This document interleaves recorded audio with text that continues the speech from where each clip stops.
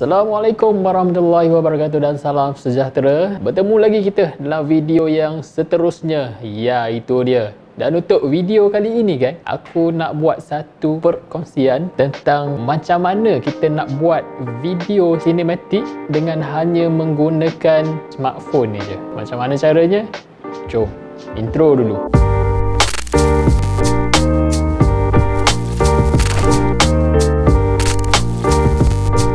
Okey, jadi sebelum kita pergi ke video kita seterusnya, kepada korang yang baru sahaja jumpa channel ni, kalau boleh korang subscribe dulu, kerana dalam channel ni aku banyak buat perkongsian berkenaan dengan cara buat duit secara online, sharing berkenaan cara buat video dan banyak sebenarnya, macam-macam lagi aku buat. Jadi subscribe, sebab subscribe tu percuma je. Dan ya, jangan lupa untuk turn on notification tu sekali. Gitu. Berbalik kita kepada topik kita tadi, macam mana kita nak buat video sinematik menggunakan smartphone ni. So buat anda yang orang kata, benda tu video sinematik kan, kakak benda pula. Sinematik punya video ni dia lebih kurang ginilah. Kita tunjuk sikit.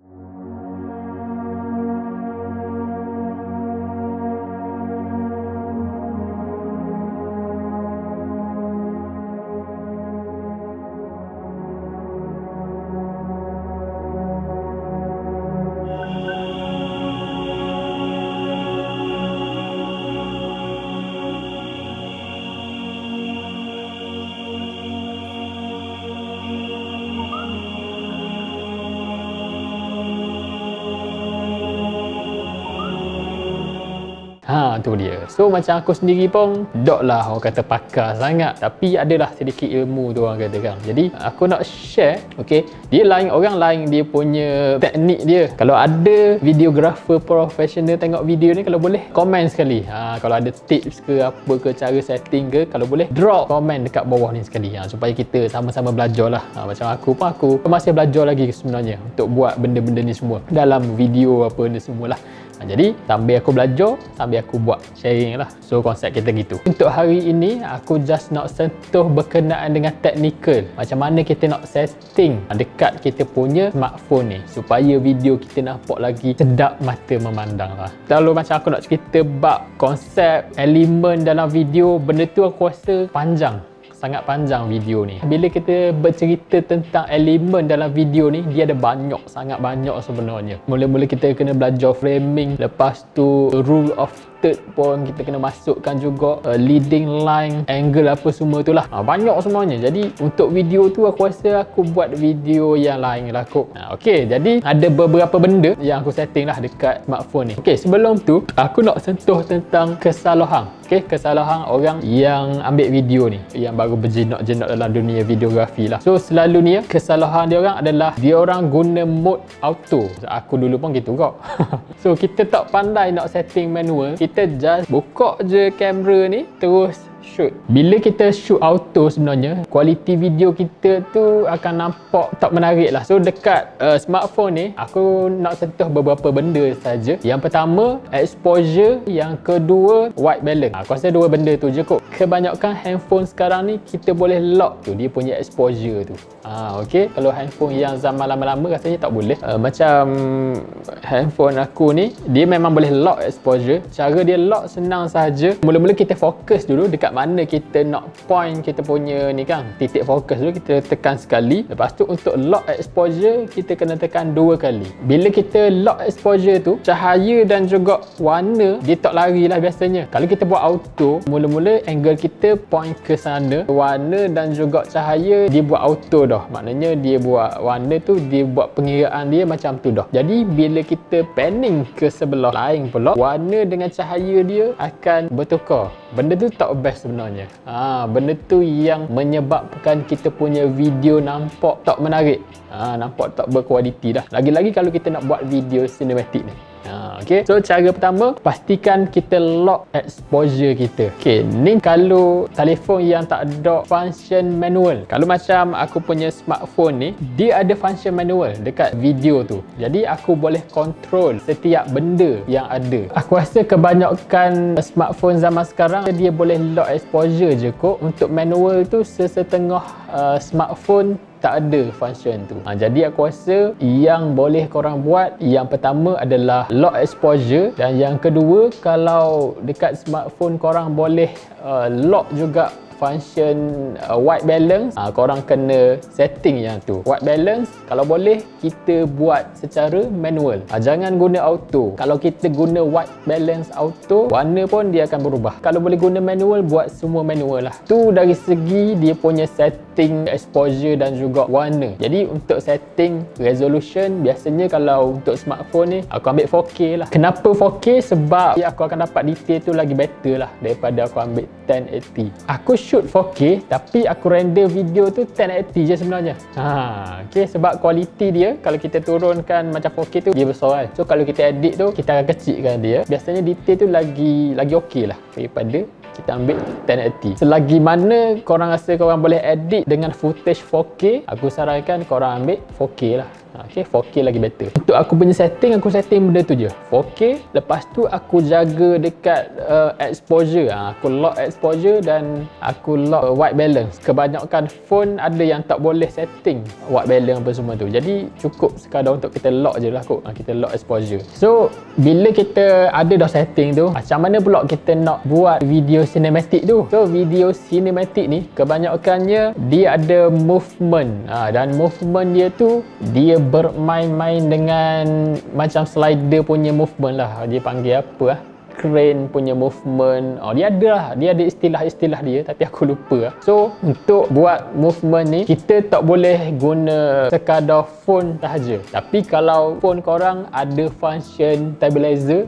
contohnya sekarang kita ada iPhone 11, iPhone 12, dia dah ada function stabilizer. Maknanya kalau korang rakam macam ni je, video korang tetap stabil, dia tak gegar-gegar macam tu kan. Kalau korang dah ada iPhone, ok, tak perlu beli barang untuk menstabilkan korang punya video. Dan kalau korang pakai phone macam ni saja, korang kena ada benda ni. So ini adalah gimbal ataupun stabilizer yang digunakan untuk buat smooth kita punya video. Untuk smartphone sekarang dah banyak gimbal yang murah, so korang boleh dapatkan dekat Shopee ke mana-mana. Apa-apa brand tak kisah, sebab kita nak guna untuk basic saja sebenarnya. Kita tak guna advance macam function yang pelik-pelik sangat. Jadi just kalau korang ambil yang murah pun tak apa, dah berbaloi sebenarnya. Biasanya aku akan guna gimbal ni untuk aku buat video cinematic lah. Dan penggunaan gimbal pun ada cara dia sebenarnya. Korang tak boleh set up lepas tu jalan macam biasa saja. Tak boleh macam tu. Dia ada cara dia. Cara dia macam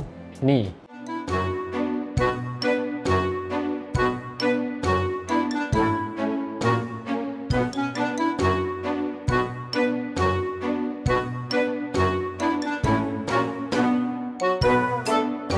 Nampak kelakar tapi hasil dia agak berbaloi.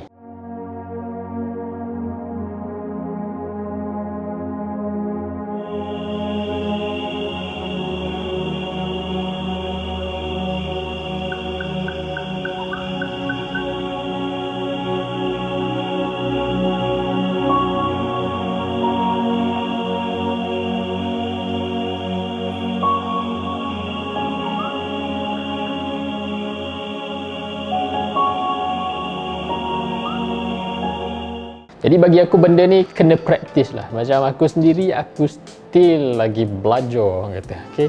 Banyak benda yang aku kena belajar. Lagi-lagi dari sudut elemen dalam video lah. Aku tak master lagi bahagian elemen dalam video tu. Kalau dekat setting ni, insyaAllah boleh dah lah slow-slow orang kata. Elemen tu banyak benda kena belajar. Tips dia, kalau korang nak buat video cinematic, yang pertama kena kuasai teknikal dulu. Setting, macam mana nak setting ni. Kalau setting tu ke laut, kita tak tahu macam mana kita nak setting, masalah sikit. Okay.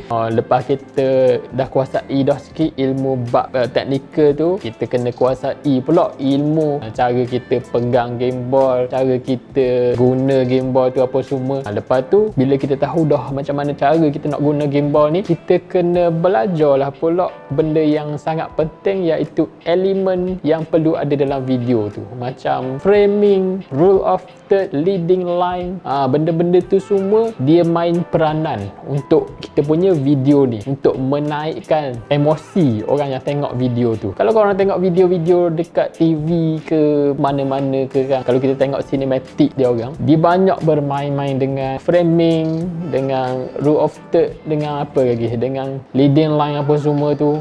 Banyak kalau kita perasan memang dia kena guna benda tu. Kalau dia tak guna benda tu, orang tengok video tu macam serabut. Orang kata benda lah video ni. Dia nampak tak menarik lah. Daripada segi angle apa semua tu, tu penting. Low angle dia ada mid benda semua tu lah. Aku tak masuk part tu. Jadi panjang pula kat video ni. Aku rasa panjang dah video ni. Jadi video ni simple je. Aku nak kongsi tentang technical tu je. Sebab aku rasa masih ramai lagi orang yang tak tahu function ni. Sebenarnya ada smartphone yang ada function tab tu dan ada smartphone yang tak ada. So kalau tak ada tu, cari smartphone lain lah kot.